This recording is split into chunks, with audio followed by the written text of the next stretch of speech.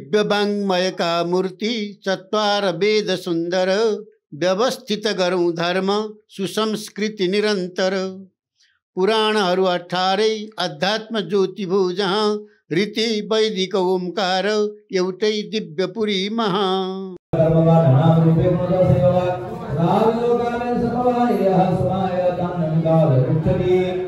तस्मै नमः वैशाय ब्रह्मणे नमस्ते रूपाय रूपाय नाश्चर्यकरणी कर्मणे नमः प्रदीपाय सात्मने परमात्मने नमो गिराम विजुलाय नमस्ते विशामवे सत्ये प्रलभ्याय नमस्कारणे तच्छ्रा नमः भगवतीनाथाय निर्वाण सुसंदे नमः शांताय घोराय मूलाय गुणधर्मणे निर्विशेषाय राम्याय नमोज्ञानघनाय चित्रज्ञाय वस्तुमूलाय मूलप्रकृते नमः शरीरे गुणदृष्टि समवर्ते त्रयेता सुजाताय युक्ताय सदा भासयते नमः नमो नमस्ते किलकारणाय निष्कारणाय बुधकारणाय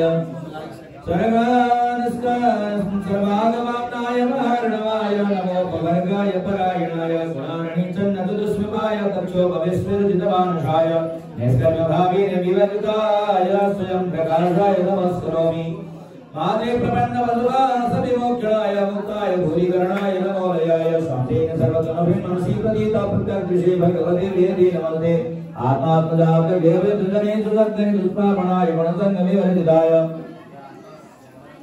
मुक्तात्मभीतविदये परिभाविताय ज्ञानात्मने भगवते नमैतराय यं धर्मकामार्थविमुक्तिकामाय इष्टभदन्ते इष्टं पदिमाप्नुवन्ति इंद्रादिगौरादिविदेवभ्यं करोति वेदं प्रदयोगमोक्षणम् एकाकिनो यशनिकण्ठिरातं बन्धन्ते वै भगवत्प्रपन्नाः अत्यद्भुतं सुवन्दनं गायन्त आनन्दसमुद्रमग्नाः तमक्षरं ब्रह्मपरं वैद्यमक्षरमाध्यात्मिकयोगगम्यम् अतीन्द्रियं तत्त्वमिवासितो नामनन्तमात्रं परिपूर्णमेवे यस्य ब्रह्मादेव देवा वेदा लोकाचराचराः नामरूपविवेकेन पर्यायतया गुणाः राज्योनि सविदुर्गमस्नयोनि यान्ति गम्यन्ति सर्वसाः तदाय दोयं संप्रभावो तिर्मनकानितरिसर्गाः स्वयंतरदेवा रमाद्यतिर्यन्नस्तेन दण्डो नपुमानजन्तु नायं गुणाकरमणसंसारं निषेधसेषोदयादुषेधाः इति विषेदामियामियाकिमुन्दुरैसर्वदेव भैर्ण्याः कामिकालेन नियस्य पुलातस्यात्मोगावनस्वसम्पन्नकोऽस्म्यं नमो नमः व्यवसायैकासमित्रयाय किलविद्धि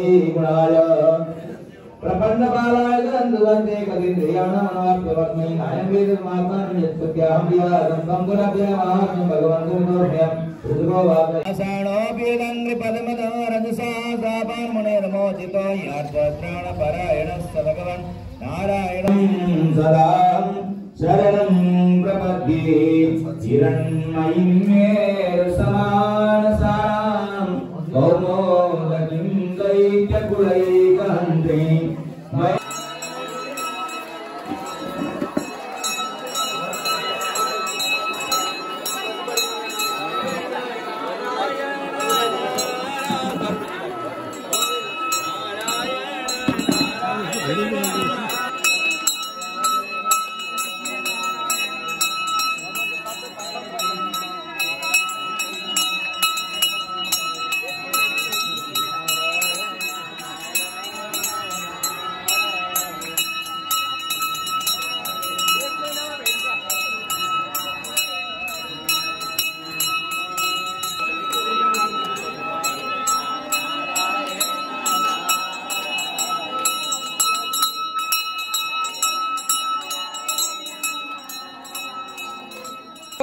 कह्य जगदीति तमुदितैः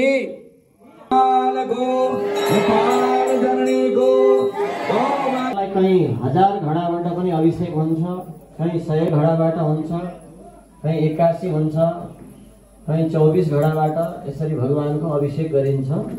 विशेष दिव्य दिव्य देशहरूमा दिव्य दिव्य भगवानका विराट जो दिव्य धाम छ त्यहाँ यस्तै प्रकारका विशेष विधिद्वारा भगवानको आराधना हुन्छ। अब यहाँ जो भगवानलाई अभिषेक गरियो, भगवानलाई त्यहाँ बेसार पनि लगाइएको थियो। हजुरहरूले थाहा पाउन सक्नुभयो भएन कतिले? भगवानलाई धेरै घडाबाट अभिषेक गरेपछि अहिले अन्त्यमा भगवानको वक्षस्थलमा शिरमा बेसार डल्लो बनाएर राखिएको थियो। अब यो बेसार राख्नुको अर्थ पनि छ। बेसारलाई संस्कृतमा हरिद्रा भनिन्छ अनि त्यसैको शब्द अपभ्रंश हुँदै हुँदै आएर हरिद्राबाट नै हल्दी भयो। हिन्दीमा हल्दी भन्छौँ नि, हल्दी भन्छौँ बेसारलाई। हरिद्राबाट बिस्तारै भन्दै भन्दै आउँदा हल्दी भएको हो। त यो हरिद्रा संस्कृतको अर्थ के हुन्छ भन्दा जसले हरिलाई प्रसन्न बनाइबक्सन्छ, प्रसन्न बनाएर राखिबक्सेको छ लक्ष्मी। त्यस्तो लक्ष्मीकै एक स्वरूप हो बेसार। त्यसमाले लक्ष्मी यति प्रिय भगवानलाई भइबक्सन्छ, त्यही अर्थमा भगवानलाई लक्ष्मीको सन्निधि गराइएको बेसार राखिएको हुन्छ। र बेसारको अर्को नाम सर्वौषधि पनि हो। सर्वौषधिको अर्थ सबै किसिमको रोगलाई ठिक बनाउन सक्ने औषधि तत्त्व त्यसमा रहेको हुन्छ, त्यसकारणले सर्वौषधि पनि भनिन्छ। अब यो बेसारलाई हरिद्रा भनेर जहाँ लक्ष्मीको संकेत पाइन्छ, यस्तो बेसारबाट नै मिश्रित भएको श्री हामी सबैले लगाएका हुन्छौँ। यो जो बीचमा हामीले सेतोको बीचमा रातो चन्दन देखिन्छ, यो अहिले बजारमा पाइने अबिर केसरी केसरी जो अबिर त्यो मात्रै होइन, यहाँ बेसारको पनि मिश्रण भएको हुन्छ। त्यसैले सकेसम्म अरू चन्दन नपाए पनि बरु बेसार लगाउनु, बेसारलाई नै चन्दन मानेर लगाउन सक्दछौँ। त्यसकारणले अहिले भगवानलाई अर्पण गरिएको बेसारको धुलो हामीसँग पनि प्रसादको रूपमा आइपुग्छ। र भगवानलाई यहाँ चिसो वस्त्रमा जब भगवान यहाँ भइबक्सेको छ नि स्नानमा, यस्तो चिसो वस्त्रमा भइबक्सेको बेलामा भगवानको लागि हामीले अघि आचार्यहरूले एउटा श्लोक संस्कृतको गान गर्नुभयो। त्यसको संस्कृतको श्लोकको अर्थमा यस्तो भाव लुकेको छ। यी सबै मन्त्रहरूको अर्थ बुझ्यौँ भने धेरै भाव लुकेको छ।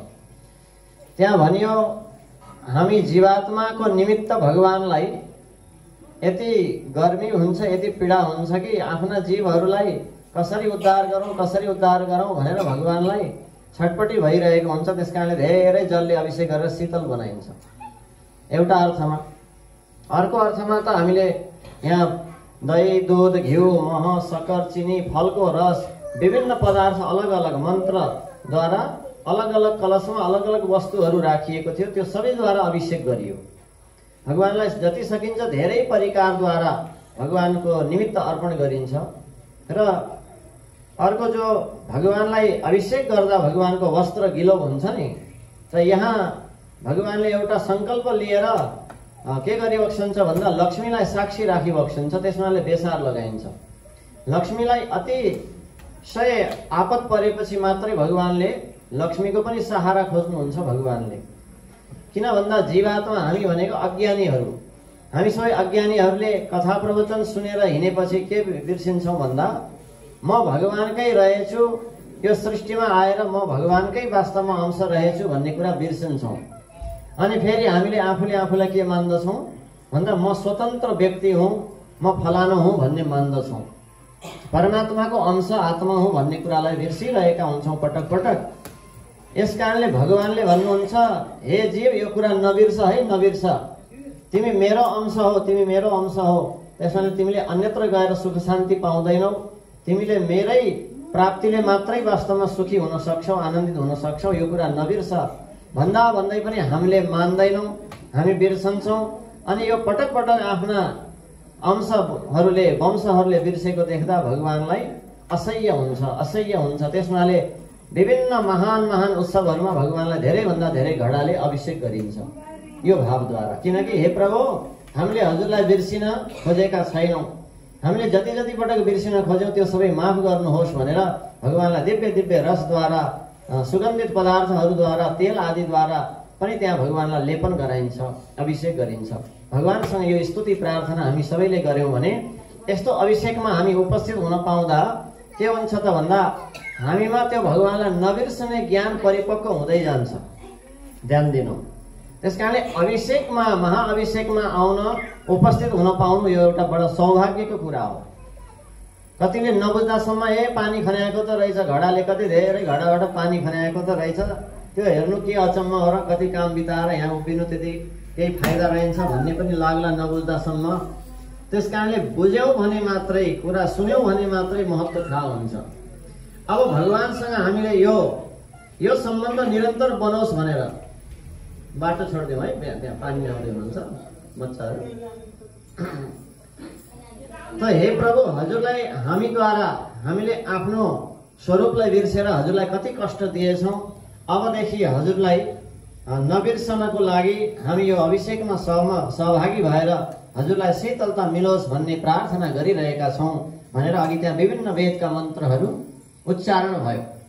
यति राम्रो राम्रो अर्थ छ वेदको मन्त्रहरूको सुन्यौँ भने।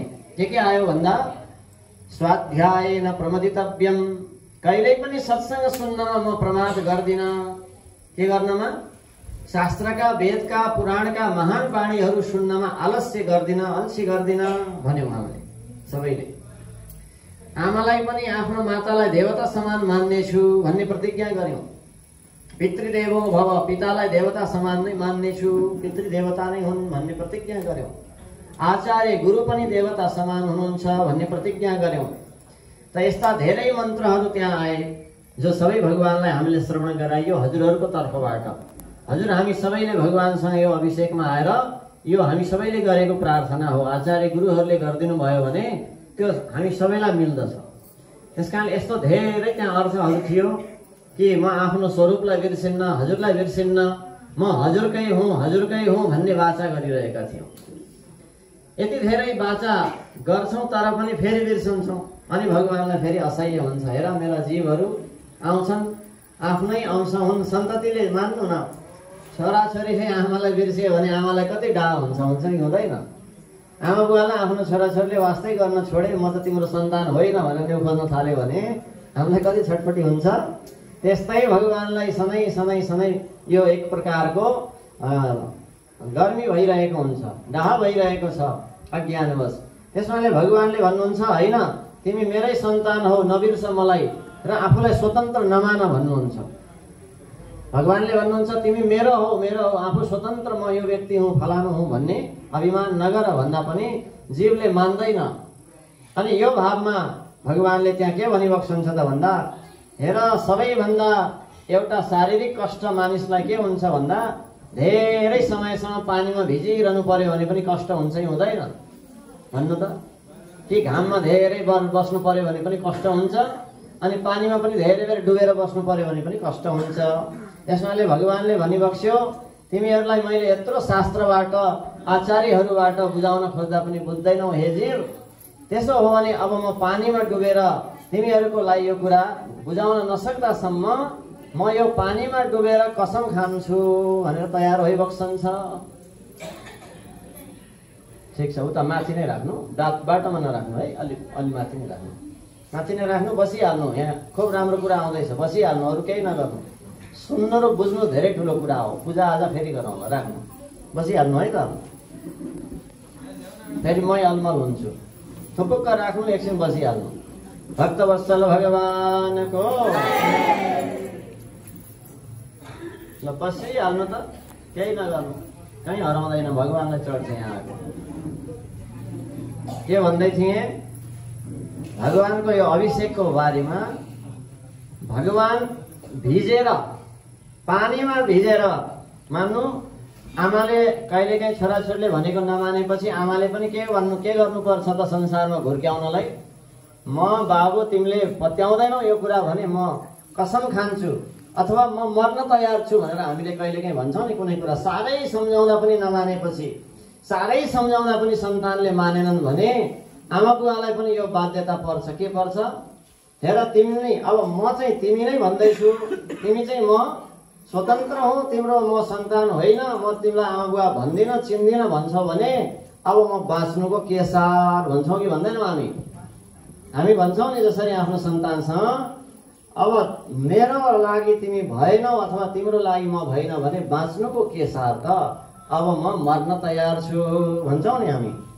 त्यसै गरी भगवानले पनि कसम खाइबक्सन्छ, हे जीव तिमीलाई मैले भनिरहेको छु तिमी मेरै अंश हौ, मेरै अंश हौ। यति भन्दा पनि मान्दैनौ।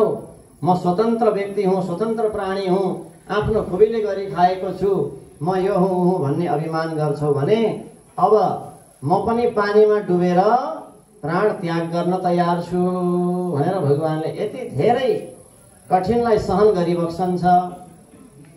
त्यसकारणले अहिले त गर्मी देखेर शीतलै भयो भन्नु होला, तर जाडो महिनामा पनि अभिषेक हुन्छ भगवानको। हेर्नु, अब प्रत्येक महिनामा अभिषेक हुन्छ भगवानको। जुन दिन यसरी विशेष अभिषेक गरियो यो प्राण प्रतिष्ठाको महोत्सवमा, यसै गरी यो नक्षत्र हुन्छ हाम्रो भगवानको नक्षत्र जुन हुन्छ त्यो नक्षत्रमा महिनामा अभिषेक हुन्छ। अनि वर्षमा विशेष गरेर फेरि विशेष कार्यक्रम हुन्छ, वार्षिक उत्सवमा अभिषेक हुन्छ। त जाडो होस् या गर्मी होस् महिनामा अभिषेक हुन्छ। भनेपछि यो भगवानले के गरी बक्सेको त भन्दा डुबेर कसम खाइ बक्सेको। हे जीव, तिमीहरू विश्वास गर्दैनौ भने हेर म डुब्न तयार छु। विश्वास गर, वेद पुराण शास्त्रले भनेको कुरा विश्वास गर, तिमी मेरै अंश हौ। म भन्दा अलग भएर कति दिन सुखी हुन्छौ र कति दिन आफूलाई स्वतन्त्र मानेर शान्ति पाउँछौ र पाउन सक्दैनौ। मैले यति धेरै प्रयास गर्दा पनि मानेन, अब म डुब्न तयार छु भनेर लक्ष्मीलाई साक्षी राख्नुहुन्छ। त्यसकारणले बेसार पनि साथमा लगाएको। बेसार हो लक्ष्मी। लक्ष्मी आमालाई भनेर भगवान डुब्न तयार हुनुभयो। त भगवतीले भन्नुहुन्छ होइन प्रभु म सम्झाउँला। कहिलेकाहीँ बुवाले नसकेपछि आमा अघि सर्नुहुन्छ है, भन्न छोराछोरीलाई सम्झाउँला।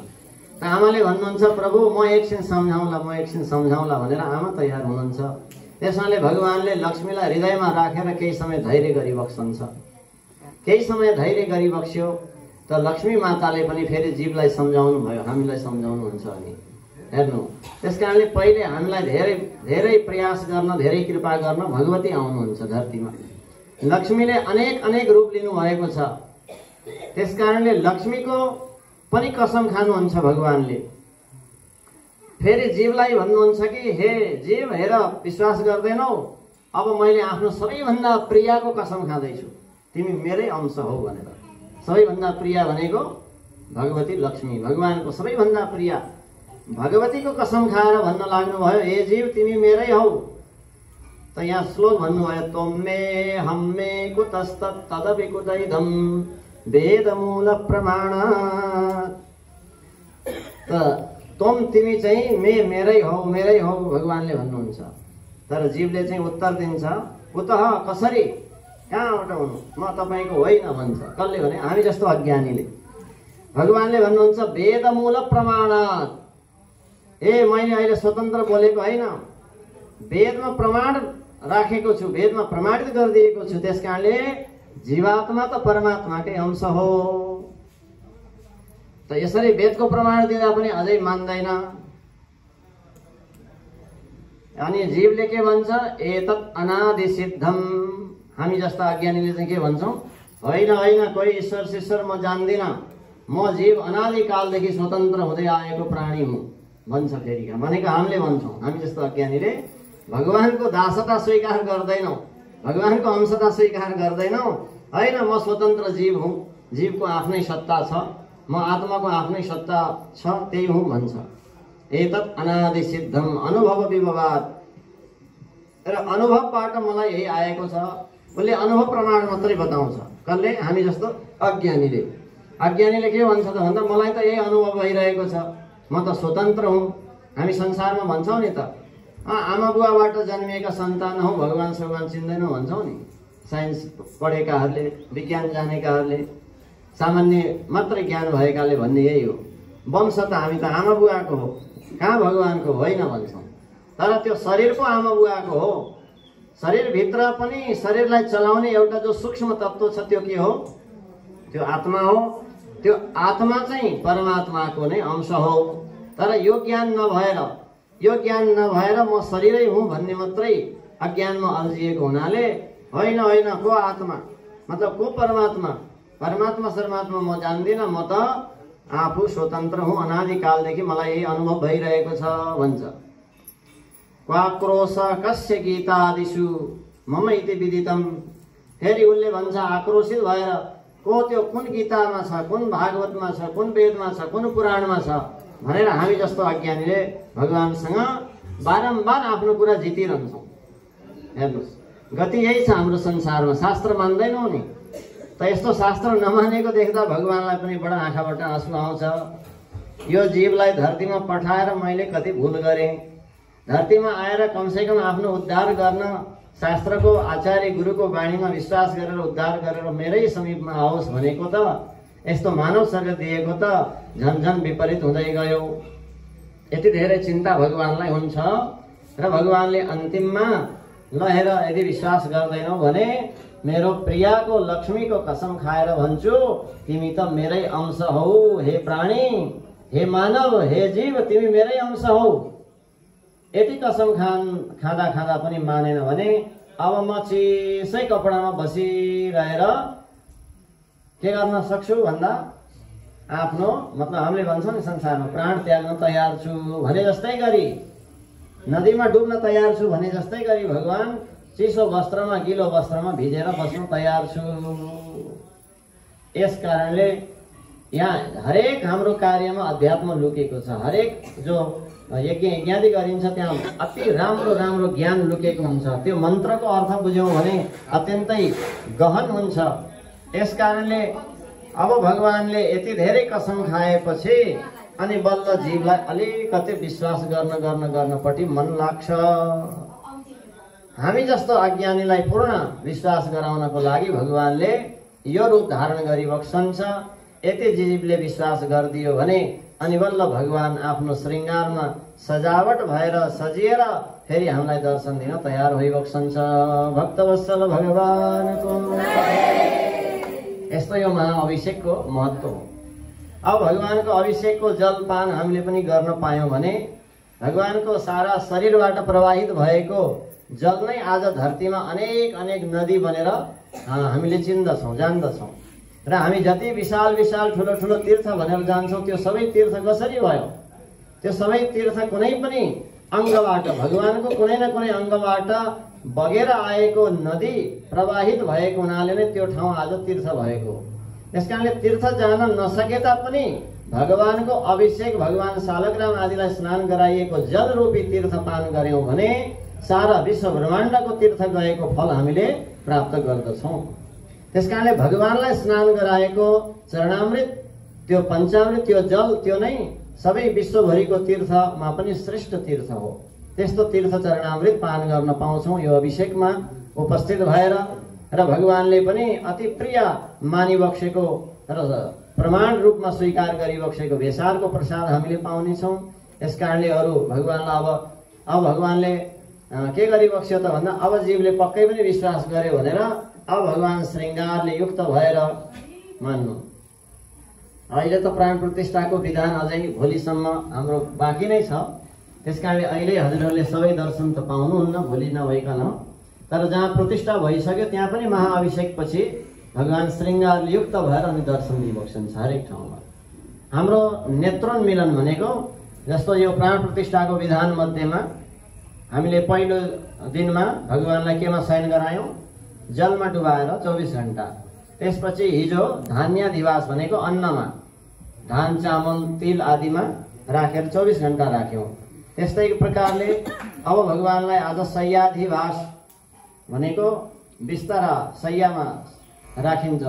त्यसपछि नेत्रोन्मिलन पनि हाम्रो भोलि ठिक 5 बजे हुने प्रयास गर्नेछौँ। हजुरहरू त्यति भनेपछि 5:30सम्म पक्कै आउनुहुन्छ। 5:30मा हुन्छ पक्का हो। बिहानको 5:30मा भगवानको नेत्र खुलेपछिको दर्शन एकदम दिव्य दर्शन, यो छोड्न नमिल्ने दर्शन हो किनकि समय हुँदैन नि। त्यस हुनाले 5:30 बजे नै भगवानको दिव्य नेत्र उन्मिलन भनेको नेत्र खोलिने। अहिलेसम्म त भगवानको नेत्र बन्द गरिएको छ, जो विधि विधान पुरा नहुँदासम्म खोलिएको हुँदैन। त्यस कारणले नेत्र खुलेको अवस्थाको दिव्य दर्शन र त्यहाँ भगवानको अगाडि राखिएको श्रृङ्गारको दर्शन, दिव्य विभिन्न पदार्थ वस्तुहरूको दर्शन, यो दिव्य दर्शन गर्ने अवसर प्रातः 5:30मा आइपुग्नेहरूले अवश्य पनि प्राप्त गर्नुहुनेछ। त्यो अवसरमा कोही पनि नगुमाउँ, सकेसम्म भोट हाल्न जाने काम होला, त्यसपछि जाँदा पनि होला। यो शुभ अवसर सधैँ आउला नआउला, भोट हाल्न त फेरि 5 वर्षपछि पनि समय आउला हैन। भक्तवत्सल भगवानको यसपछि भगवानको अनि प्रतिष्ठाको मतलब विशेष आज हजुरहरूले बिहान कतिपयले सौभाग्य पाउनुभयो, कतिले पाउनु भएन। प्रत्येक एक एक अङ्गमा भगवानलाई न्यास गराइएको छ। कतिले कोहीले भिडियो पनि लिनुभयो। करिब 2-3 घण्टा लागेर हरेक विश्व ब्रह्माण्डका जति ऋषि मुनि चराचर गन्धर्व यक्ष ज्ञान शक्ति बल ऐश्वर्य आदि सबै तत्त्व भगवानका शरीरमा भगवानमै एक परमात्मामै सबै समाहित भएका हुन्छन्। त्यसको एक एक न्यास हामीले हवन गर्दै त्यहाँ हवनमा अर्पण गरिएको घिउको जो तेज थियो त्यो ल्याएर भगवानको अङ्गमा स्पर्श गराउँदै यसरी भगवानको शरीरमा सबै देवी देवताहरूको वास गराइएको छ। सारा विश्वब्रह्माण्ड भगवानको शरीरमा निहित भएको छ। यसरी भगवानको प्रतिष्ठाको विधान हजुरहरूले देख्नुभयो। यस्तो दिव्य विधान सबै ठाउँमा देख्न पाइँदैन। कति ठाउँमा प्रतिष्ठा देख्नु भएको होला नि हजुरहरूले, होइन? 2 घण्टामा प्रतिष्ठा सकिन्छ, कहीँ 1 दिनमै प्रतिष्ठा सकिन्छ। त्यसकारणले सम्पूर्ण विधि विधान गर्नलाई यति दिन लाग्ने अनुसार हजुरहरूले देखिरहनु भएकै छ, प्रत्यक्ष यहाँ भइरहेकै छ। अस्तिदेखि नै यहाँ कतिवटा घडाहरू स्थापना गरिएको छ, कसरी मण्डप बनेको छ, कसरी हवन भएको छ र भित्र अझ हजुरहरूलाई सबै देखाएका छैनौँ। भित्र भगवानको जलादिवास, अन्नादिवास, शय्यादिवास भित्रको विधान अझै भइरहेको छ। यदि विधान गरेपछि साक्षात् भगवान वैकुण्ठबाट आफ्नो सम्पूर्ण तेज शक्ति लिएर सारा विश्व ब्रह्माण्डलाई आफ्नो शरीरभित्र धारण गरेर निहित गरेर परमात्मा यहाँ आइबस्नुहुन्छ। यो कुरा पक्का छ, किनकि हामी एकजनाले होइन, सारा शास्त्रको विधान भगवानले दिनुभएको विधान अनुसारको विधिले पद्धतिले भएको छ। यति धेरै महापण्डित गुरुहरू, विद्वानहरू, आचार्यहरू उपस्थित भएर गराउनु भएको छ। त्यस कारणले हामीले यही विश्वासपूर्वक अब भगवानको यो प्रतिष्ठापछि दैनिक प्रातःकालको आरती, सन्ध्याकालको आरतीमा हामी सबै गाउँवासी, टोलवासी आयौँ भने हामीलाई नै लाभ मिल्छ। भगवानको चरणामृत मिल्छ, तीर्थ प्रसाद मिल्छ, सठारी मिल्छ, भगवानको चरण पादुकालाई स्पर्श गर्न पाउँछौँ। बिस्तार बिस्तार हाम्रो चित्त शुद्ध हुँदै जान्छ, अज्ञान हट्दै जान्छ, कल्मस हट्दै जान्छ। यस्तो सौभाग्य मिलेको छ हामीलाई। यस्तो सौभाग्यमा पनि सामान्य मान्यौँ भने, नर्मल मान्यौँ भने फेरि हामीलाई यो मनुष्य जीवनले पाउने सौभाग्य अर्को जन्ममा पनि पाउन सक्दैन। त्यस कारणले प्रत्येक दिनको आरतीमा हामी आउन सकौँ र सन्ध्याकाल या प्रातःकाल दिनको एकपटक अवश्य आएर भगवानको तीर्थ पञ्चामृत हामीले ग्रहण गर्ने बानी बसाल्नु पनि पर्दछ। यो संस्कार हामीमा बस्यो भने बिस्तार बिस्तार हाम्रो बालबच्चामा, घर परिवारका अरू सदस्यमा बन्दै जान्छ। त्यस कारणले कुनै समयमा आउन नसके पनि आरतीमा पुग्नुपर्छ भन्ने एउटा रुटिन बनाउनु होला। अब यो पालो लगाएर उसको ड्युटी ऊ आरतीमा जाने भनेर यो श्रद्धा हुँदैन। स्वतस्फूर्त रूपमा भगवानको पञ्चामृत लिन आरतीमा जानुपर्छ भन्ने भावले आउने प्रयास गर्नु, बानी बसाउनु, यो हाम्रै लागि कल्याण हो। अब भगवान यहाँ आएर जो मूर्तिमा विराजमान भइबस्छन् छ, त भगवान किन विराजमान गराइयो भन्दा भगवानको दर्शन गरेर हाम्रो सारा पाप मेटियोस् भनेर हामीले भगवानलाई यहाँ विराजमान गराइएको।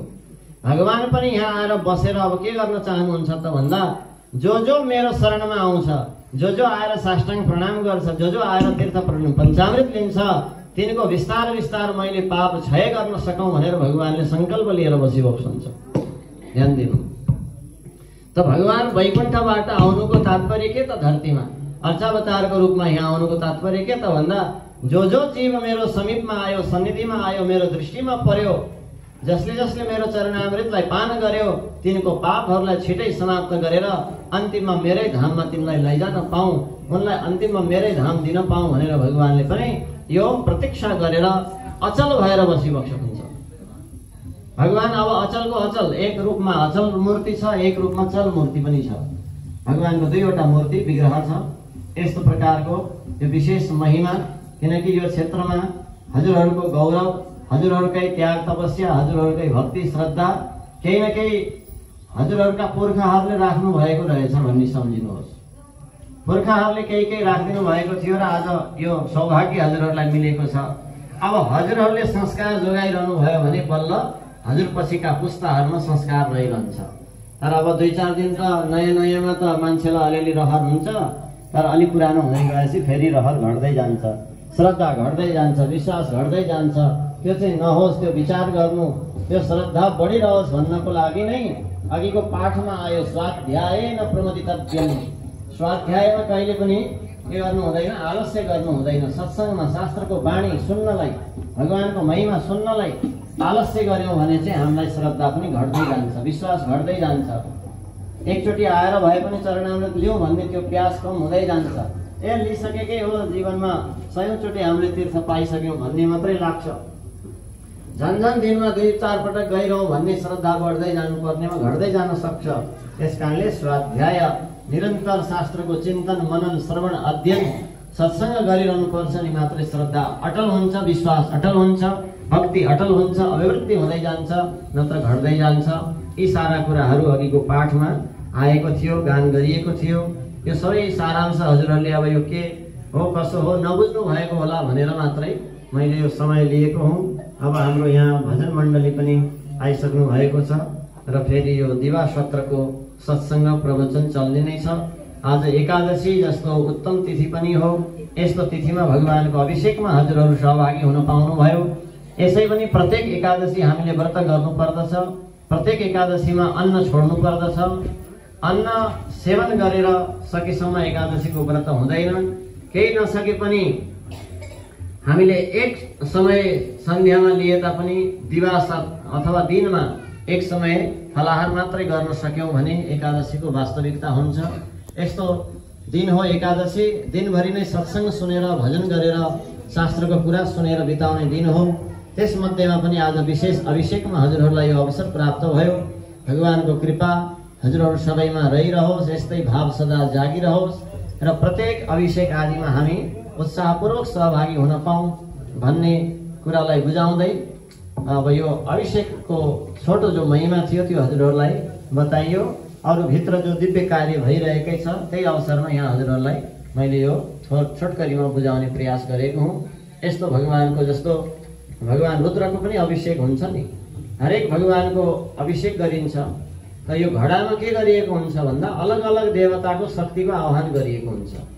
जतिवटा घडाहरू राखिएको थियो त्यहाँ अलग अलग मन्त्रद्वारा विभिन्न वस्तु पदार्थको अलग मन्त्रको आह्वान गरेर त्यहाँ पनि फेरि भगवानको नामद्वारा पूजा गरिएको हुन्छ र त्यो जलले अभिषेक गरिएको हुन्छ।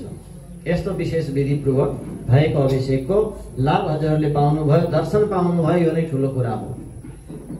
कतिलाई पछि हुँदै जाँदा लाग्ला कुनै समयमा हामी चाहिँ वहाँभित्र जान नपाइने, हामीले चाहिँ छुन नपाइने भन्ने पनि लाग्छ। त्यस्तो पनि सोच्नु हुँदैन। सबैभन्दा ठुलो कुरा दर्शन हो, भाव हो। भाव छ भने गएर नछोइकन पनि मानिसको भाव हृदय पग्लिन्छ र उसको पहिले त अन्तस्करण शुद्ध हुनुपर्छ। अब अन्तस्करण त के, शरीर त शुद्ध छैन तर छुन पाइन भन्ने गुनासो हुन्छ हैन। शरीर शुद्ध बनाउन नखोज्ने, वस्त्र शुद्ध बनाउन नखोज्ने, आचरण शुद्ध बनाउन चाहिँ नखोज्ने, तर त्यति धेरै तपस्या गरेका, कष्ट सहन गरेर शुद्ध रहेका व्यक्तिको बराबर चाहिँ हुन खोज्ने हाम्रो बानी यस्तो छ। हाम्रो बुझाइ अलिकति कहिलेकाहीँ नेगेटिभ नकारात्मक हुन सक्छ। त्यसकारणले यो बुझौँ कि अतिशय पवित्रता बचायौँ भने भगवानको मन्दिरमा तेज रहिरहन्छ, शक्ति रहिरहन्छ। अब पर सरेको 5 दिन भए पनि आएर छुन पाए हुन्थ्यो भन्ने, 4 दिनमा पनि छुन पाए हुन्थ्यो भन्ने, यी सबै आचरणहरू केही पनि नगरिकन हामी पनि पण्डितभन्दा के कम भन्ने भाव राख्यौँ भने मन्दिरमा तेज रहँदैन, मन्दिरको शक्ति घट्छ। भगवानको दिव्य मूर्तिको शक्ति कम हुन्छ, तेज हुन्छ। किनकि यहाँ त हामीले एउटा सीमित रूपमा मूर्तिमा भगवानलाई आह्वान गरेर बोलाएका हुन्छौँ नि। मानव एउटा कोठामा पनि, किनकि सूर्यको किरण, सूर्यको शक्ति त कहिले घट्दैन। उदाहरण फेरि हजुरहरूले लिइहाल्नुहुन्छ। भगवानको नि कहीँ शक्ति घट्छ भनेर अर्को अर्थ लगाउन पनि धेरै विद्वानहरू हुनुहुन्छ समाजमा हैन। तर हरेक कुरा शास्त्रको मर्यादामा चल्यौँ भने मात्रै हामीले आफ्नो कल्याण गर्न सक्छौँ। आफ्नै तर्कले मात्रै जितेर हाम्रो कल्याण हुँदैन। सबै कुरा हामीले तर्क गरेको ठिक हुने भए आजसम्म हाम्रो जीवनमा हामीले गरेको कतिवटा तर्क ठिक भएको छ त? कहिलेकाहीँ पछि पछुताएका छौँ नि। कतिलाई हामीले गलत सोचेका थियौँ तर पछि त्यो कुरा के हुन आउँछ, त्यो कुरा ठिक विपरीत हुन आउँछ। कतिमा हामीले कतिपटक गरेको शङ्का एकदम 100% हो भनेर शङ्का गरेका थियौँ नि, तर पछि त्यो गलत हुन आएको छ कि छैन, याद राख्नु त। त्यस हुनाले केवल तर्कद्वारा मात्रै यो मुक्तिको मार्गमा, भगवत प्राप्ति मार्गमा केवल तर्कले मात्रै सफलता मिल्दैन। हामीले गरेको तर्क गलत या सही के छ भनेर छुट्याउनलाई शास्त्र प्रमाण चाहिन्छ, शास्त्रको आधार चाहिन्छ। त्यसकारणले शास्त्र जानेका ज्ञानीजनहरूसँग सोधेर बुझेर गरेको मात्रै काम ठिक हुन्छ। अब अहिले त शास्त्रको कुरा भन्दा मानिसले तर्कले जितेका छन्। त्यस्तै धेरै धर्म सम्प्रदाय गुरुहरू जन्मिएका छन् जो शास्त्रको कुराको चर्चै गर्दैनन्। शास्त्रमा यो ठाउँमा यस्तो प्रमाण छ नै भन्दैनन्। आफ्नो आफ्नो तर्कमा सानातिना रीतिरिवाज चलाएर धेरै सङ्घ संस्था खुलेको छ। त यो हामी झुक्किरहेका हौँ, हामी झुक्किन पुगेका छौँ, हामी ठगिन पुगेका छौँ। त्यसकारणले शास्त्र प्रमाणमा आधारित छ कि छैन भनेर खोज्यौँ र त्यस्तो सङ्घ संस्थामा त्यस्ता गुरुको शरणमा पर्यौँ भने मात्रै वास्तवमा कल्याण हुन्छ, नत्र भने हुँदैन। किनकि हामीलाई त कसैको केही भन्नु छैन, आफूले आफ्नो कल्याण गर्ने हो सबैले, अरूले अरूको कल्याण गरिदिन सक्दैन। स्वयंले आफ्नो कल्याण आफै गर्नुपर्छ। किनकि भोजन अरूले भोजन गरिदिएर हामी अगाउँछौँ त? अगाउँदैनौँ। त्यसकारणले म एकदमै शास्त्र प्रमाण अनुसारको सम्प्रदायमा छु कि छैन कि यो कुरा निहाल्नुपर्छ, विचार गर्नुपर्छ। आफ्नो कल्याण गर्ने सही मार्गमा छु कि छैन राम्रोसँग विचार गर्नुपर्छ। आफ्नै कल्याणको निमित्त आफूले खुब विचार गर्नुपर्छ। त्यसकारणले बडे बडे विद्वानहरूको सम्मति त्यसमा छ कि छैन, बडे बडे विद्वानहरूले त्यो कुरालाई ठिक मान्नु भएको छ कि छैन, यो कुरा बुझ्यौँ भने आफ्नै कल्याण गर्न सक्छौँ। अब नबुझेर कोही कोही एकोरो कहीँ कुनै सङ्घ संस्थामा कस्तो हुन्छ भने मान्नु जस्तै सुदूरपश्चिमको मान्छेलाई, चामल नदेखेको मान्छेलाई जन्मेदेखि मकैको पिठोलाई नै भात हो भनिदिएको छ भने पहिलोचोटि भात भनेपछि उसले मकैको पिठोलाई नै भात भन्छ। पछि कोही साँच्चैको चामल देखाउने मान्छेलाई पनि 2-4 पटक उसले विश्वास गर्दैन। यो मकैको पिठोलाई तिमीले भात भनेछौ बाबु, खास गरी भात भनेको त यो हो भनेर देखाइदियो भने पनि पत्याउँछ? पत्याउँदैन। पहिलो छाप पर्यो नि, त्यो मकैको पिठोलाई नै भात भन्ने छाप पर्यो नि। उनले त्यो मकैको पिठोलाई नै भात हो भात हो भात हो, हामीलाई सिकाउने त यही सिकाएको छन्, हाम्रा बाबुबाजुले त यही सिकाएको छन्, हाम्रा गुरुले त यही सिकाएको छन् भन्नेमा लाग्छ। अनि कोही सज्जनले बुझेकाले भनिदिनुहुन्छ होइन यो त मकैको पिठो हो, भात भनेको यो हो भन्दा विश्वास लाग्दैन। तर अन्तिममा गएर विश्वास गर्नै पर्ने दिन आउँछ कि आउँदैन? कुनै न कुनै दिन विश्वास गर्नै पर्ने दिन आउँछ। त्यसकारणले हामीले पनि धेरै धर्म सम्प्रदायहरू सङ्घ संस्था देखेका छौँ। त्यस्तै गरी मान्छे भुलाएका संस्थाहरू धेरै छन्। चामल नचिनाइकन मकैको पिठोलाई नै भात हो यही रट, अरूले भनेको नसुन्ने, अरूले भड्काउलान्, अरूले त्यसलाई यो कुराबाट विचलित गर्लान्, अरूको कुरामा विश्वास नगर, अरू गुरुले भनेको नमान भनेर मान्छे भुल्याएका धेरै सङ्घ संस्था छन् है। त्यस्तो ठाउँमा गएर हामीले भन्यौँ 2-4 कुरा भने हामीलाई पत्याउँदैनन्। कहाँ हुनु यो अर्कै धर्मको, यो यसको धर्मको कुरा पो यसले गर्यो भन्छन्, यो वैष्णवको कुरा पो यसले गर्यो भन्छन्। त्यसकारणले धर्म न हिन्दू बौद्ध है, धर्म न सिख जैन, धर्म चित्त का शुद्धता सुख शान्ति और चैन। धर्मको परिभाषा यो हो। त्यसकारणले धर्मको नाममा कुनै गुरु अलग धर्म होइन, कुनै सम्प्रदाय अलग धर्म होइन, धर्म कुनै हिन्दू होइन, बुद्ध होइन, मुस्लिम होइन, इसाई होइन। धर्म के हो? यही हो, परिभाषा गर्दै थिए नि। धर्म धर्म तो कहे पर धर्म न समझे कोई, शुद्ध चित्त का आचरण सत्य धर्म है सोई। सत्य धर्म नै के हो भन्दा यो मेरो धर्म, यो तेरो धर्म, यो मेरो गुरु, त्यो मेरो गुरु भन्नु यो धर्म होइन। ध्यान दिनु, के हो त धर्म? त शुद्ध चित्तको आचरण गर्नु नै धर्म हो। चित्तलाई शुद्ध बनाउनको लागि शुद्ध आचरण अपनाउनु नै धर्म हो। त्यसलाई धारण गर्नु नै धर्म हो। धर्म भनेको धारण हो। के को धारण गर्ने? राम्रो संस्कार, राम्रो आचरण, राम्रो विचार धारण गर्नु नै धर्म हो। त्यो गर्नको लागि गलत सिकाउने गुरुकै कुरा मानिरहनुपर्छ भन्ने छ? त्यो संस्कारदेखि अलग बनाउने सम्प्रदायमै विश्वास गरिरहनुपर्छ भन्ने छ? छैन। त्यसकारणले राम्रोसँग केलाउनु, अगाडि बढ्नलाई एउटा सिँढीमा अल्झिरहेका छौँ, त्योभन्दा माथि कसरी बढ्ने भनेर माथि जान खोज्नु। अब कुनै सम्प्रदायमा गुरुहरूले के त भन्दा जसले वास्तवमा धर्म आफै बुझ्नु भएन त्यस्ता गुरुहरूले के गर्नुहुन्छ, यो कहीँ यसले मैले भन्दा माथिल्लो कुरा बुझ्यो भने मलाई गुरु नमान्ला भनेर पनि अरूको कुरा सुन्नै हुन्न है भनेर अल्झाएका छन्।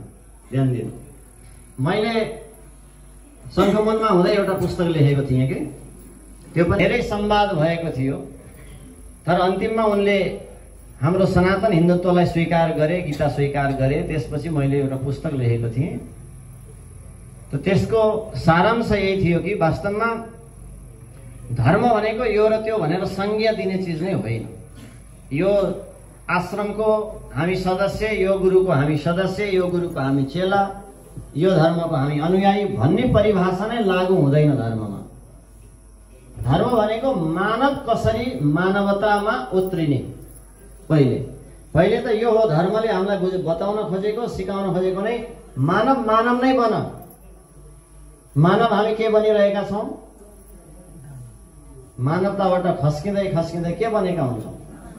दानवता, पशुता। हो त्यो पशुताबाट